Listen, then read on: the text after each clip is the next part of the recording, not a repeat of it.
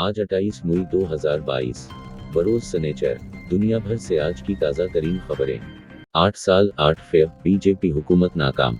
मध्य प्रदेश के सेना जिला में पिंडक नेहरू का मुजस्समा तोड़ा, 6 शरपसंद गिरफ्तार।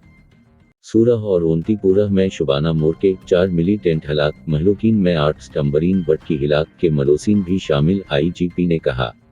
सूपुर का मिलिटेंट बमना से गिरफ्तार, करेरी में भी एक दह लिया गया।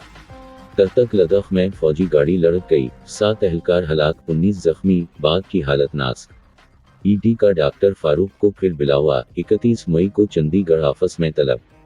कपवाड़ा में दर अंदाजी की कोशिश और ओंतीपुरा पुलवामा में मोर्का आरआई, 3 मिलिटेंट और पोर्टर हलाक, 2 मसूर। 2021 हैदरपुरा इनकाउंटर, गोल रामबन के नवजवान की कब्र कुशाई का हुक्म। शोपियान में दुम घुटने से 100 भीड़ हलाक। 12 मोला से ओड़ी तक मुहिकमा डाक की मील गाड़ी शुरू। इन्हें सिनवास अगवा मामला, रोबिया सईद को सीबीआई ने तलब कर लिया।